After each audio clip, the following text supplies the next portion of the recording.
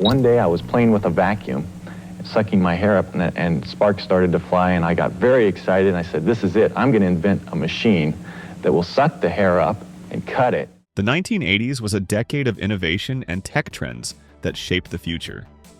But not every gadget stood the test of time. Today, we're revisiting the forgotten gadgets of the 80s.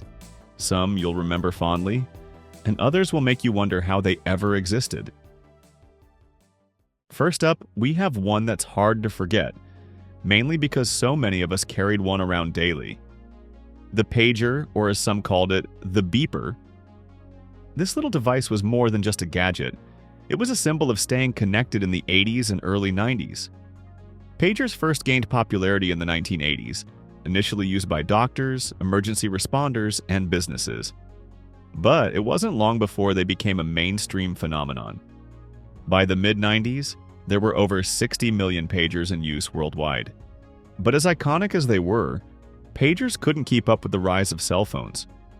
By the late 90s and early 2000s, mobile phones were becoming more affordable and accessible, offering not just voice calls but text messaging, essentially rendering pagers obsolete.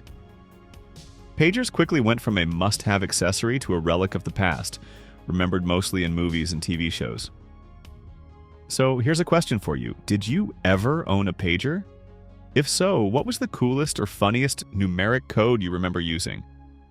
Let us know in the comments, because some of those codes were practically their own secret language. Next up, we have a gadget that made you feel like a high-tech executive, even if you were just keeping track of homework. The Casio Pocket Organizer. This sleek little device was a must-have for staying organized in the 1980s. Part calculator, part digital address book, and part scheduler, these pocket-sized gadgets were like the precursors to today's smartphones. With a few button presses, you could store contacts, track appointments, and even crunch some numbers. Casio was the king of this market, and owning one felt like you were ahead of the curve. But as impressive as they were for the time, pocket organizers couldn't compete with the PDA revolution in the 90s, and eventually smartphones in the 2000s. Today, they're a nostalgic reminder of a simpler time in tech. Following the trend of pocket-sized gadgets, next we have the quirky and futuristic pocket TVs. These tiny devices promise to bring your favorite shows wherever you went, long before streaming was even a dream. Introduced in the 1980s, pocket TVs were a marvel of miniaturization. Brands like Sony and Casio led the charge with screens as small as 2 inches. The idea of watching live TV in your hand was mind-blowing at the time, even if the screens were grainy and the antennas made you look like you were tuning in from Mars. Still, for tech enthusiasts, pocket TVs were a cool status symbol. But like many gadgets of the 80s, pocket TVs quickly lost their appeal. Bulky designs, poor reception, and limited battery life made them more of a novelty than a practical device. By the time portable DVD players and smartphones arrived, pocket TVs were already a distant memory. Up next, we have a gadget every 80s kid will remember, the Speak and Spell. This iconic learning tool made spelling fun by turning it into a game. Launched in 1978 by Texas Instruments, the Speak and Spell used groundbreaking technology for its time to teach kids how to spell. Its robotic voice was unforgettable. R-A-I-N, that is correct. While it's long been replaced by apps and tablets, the Speak and Spell remains a nostalgic favorite, immortalized in movies like E.T. as a symbol of 80s childhood. Now here's a gadget that's equal parts genius and bizarre, the Flowbee.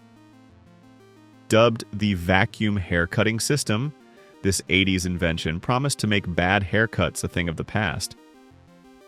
Introduced in 1986, the Flowbee was a home haircutting kit that attached to your vacuum cleaner. It used suction to pull your hair into clippers, giving you a supposedly perfect, mess-free trim. Surprisingly, it gained a cult following among DIY enthusiasts and even had some late-night TV fame. But as practical as it claimed to be, the Flowbee never quite shook its reputation as a gag gift. Most people found it too awkward or impractical, especially as salons and barbers became more accessible. Still, it remains a quirky piece of 80s nostalgia, and believe it or not, you can still buy one today. Next up, we have a gadget that was ahead of its time but didn't quite catch on. Laserdisc players. These massive discs promised theater-quality movies at home, long before DVDs or streaming existed. Introduced in the late 1970s and gaining traction in the 80s, laserdiscs were all about high-quality video and audio. The discs were the size of vinyl records and could hold full-length movies. But despite their superior quality, laserdisc players were expensive, bulky, and required flipping the disc halfway through the movie. By the mid-90s, they were overtaken by DVDs, which offered the same quality in a more convenient format. Today, laserdiscs are mostly a collector's item for retro tech fans. That concludes our list of forgotten gadgets from the 1980s. Which one brought back the most memories for you? Or maybe there's a gadget we missed that deserves a shout-out. Let us know in the comments below, and don't forget to like and subscribe for more nostalgic trips through time. Thanks for watching, and we'll see you in the next video.